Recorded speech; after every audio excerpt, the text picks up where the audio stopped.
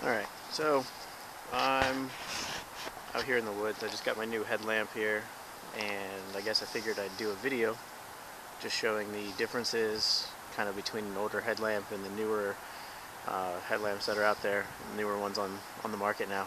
I just got a new black diamond icon, and I'll show you a picture of it because I can't really take a video of it because there's no light, but it's pretty much brand new. It's aluminum encased, and light technology has gone a long way. But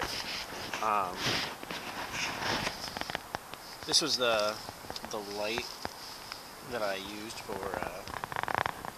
years. It's about 6 years old now, and it was great. But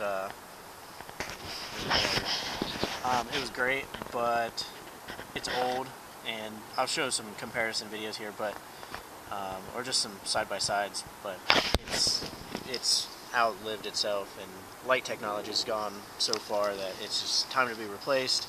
But there was a crack back in here, up on the hinge actually. There were a couple cracks, but it still worked just fine. And it sold me on black diamond stuff, so I bought the new one. I'll show you here in a minute. And then to compare, I just got a Petzl Tikka here, which is the girlfriend's light, and I just had that laying around, so I figured I'd try that one too. But just to kind of show you some difference of the light settings here between the three of them here. But anyway,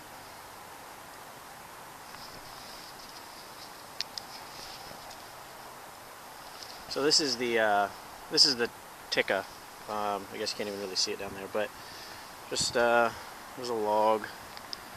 Kind of hold it up here next to my head. That's kind of what I see. This is on high setting, I believe.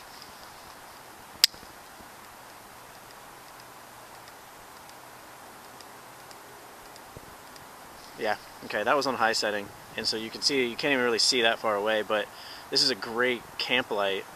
You can see as you're walking around. I mean, it looks a lot better in person. I can see where I'm going, but this is a typical camp light of today. This is a $25 light or something like that. Really lightweight, easy to carry with you, and you know, you can see that you're at your picnic table or whatever, just cooking food, or at campsite. It's more than enough for seeing everything right there. And then it has a low setting. Which is actually enough to see, like if you're just cooking at a picnic table or something. And then you got flash mode as well. So there's that. Now to the black diamond, my old icon, I believe is what it was. Maybe not. Maybe it wasn't the icon. I'm not sure. But this is in the flood mode. Where's Rigsby? I'm sorry, this isn't the flood mode. This is the spot mode, and so this is meant for distance, seeing the distance out there. So you see that tree, that's probably maybe 15-20 feet away, and then you got a trail going down this way. You can't really see. There's some trees out in the distance. That's the bright mode. So you got this. You know, you can see there's that, and then it had different settings. You can go dim and then down again. And then from there, it switched to a flood. You can see there. Sorry, this is really hard to do with a couple hands full of lights by holding the camera, so sorry about that. But there's the spot mode. I'm sorry, the flood mode. Kind of, you know, you can see it's a pretty good spot for. There's Rigsby on the log. Pretty good spot for at the campsite. I was happy with it for years, and if I wouldn't have just bought my new one, I would have never known that there was much better. But it was pretty good. But I'll show you here in a second. This is what I'm wearing now. The new one. It's the black diamond icon. And let me pull it off here real quick.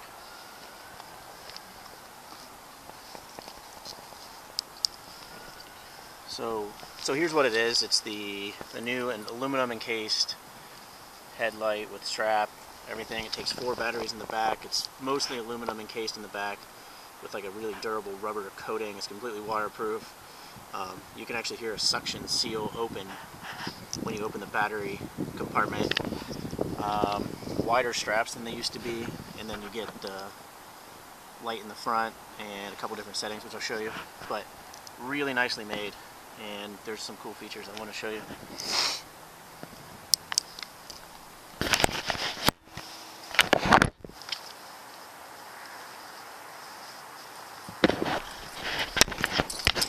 So there's Rixby, big board.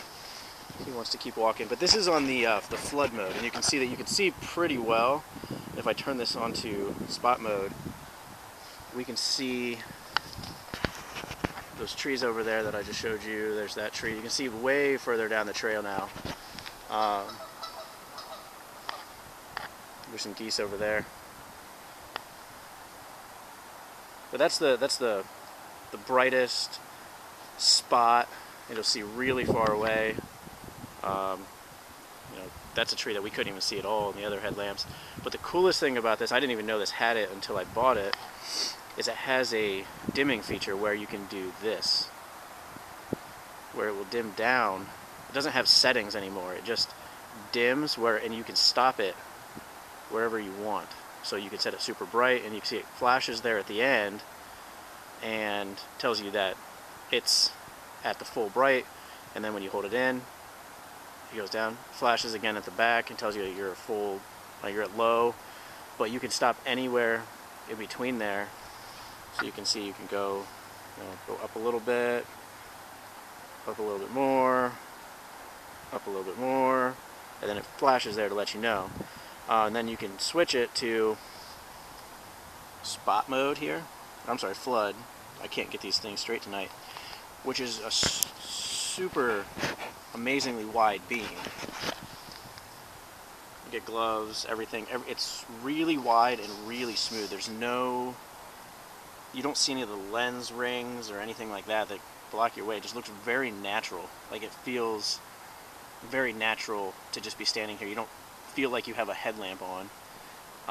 And then this again has the dim setting. You can dim it down, and we'll dim it down all the way, and then we can dim it way back up. You can stop there, but then if you need bright real quick, you can go super bright again. You can dim it back down some more.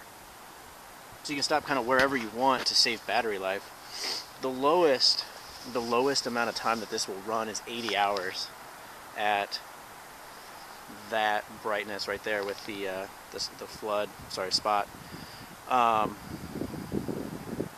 It won't run that bright for the whole 80 hours, but it will run in that mode for a long time. 80 hours. You can dim it down, that'll run for 150 hours or so, and then if you switch it to the flood mode there, it will run up to, I think, 150 or 170 hours or something like that in the dim mode. But it's hard to see by the camera, but you can still see things out here. It does have the red. You got to turn it off. This is all one hand operation too, and it does have the red, so it doesn't mess with your night vision. Once you try to read a map and try to get your pupils back opened up, it doesn't mess with your pupils in that way, so you still have the red, which is nice. It didn't have on the other ones, and you can still dim that down too. So you can use the dimming feature on all the light settings, which is really nice. Well, that's pretty much it. It has a locking mode too. You can can't get it out of here. There we go. I've only had the light I've only played with it for about an hour, and I'm figuring out exactly what's going on and how to work it. But this is all one-hand operation. It does have a lock mode to where it won't actually turn on in your bag with a lock, or when you lock it, you just hold it in a little bit longer, for like 6 seconds, it turns off. But then one of the really smart features I like is that if you're turning it on out of lock mode, holding the button in, and it keeps pressed in, if you keep pressing the button after you're getting it out of lock mode, it will go back into lock mode, which is essentially it thinking, which is programmed very nicely. It's thinking if something is pushing it long enough to get it out of lock mode, it's more than likely going to stay there, and for the next 6 seconds it should stay there still, and put it back into lock mode and it will stay there again. So it's a really nice thought out design, so that way you don't get out in the middle of the woods, pull it out of your pack, and your batteries are dead. So there's that. It does take 4 AA batteries. You can run lithium batteries in it, and that's pretty much that. So that's pretty much just my little initial review of that. So thanks for watching, and see ya.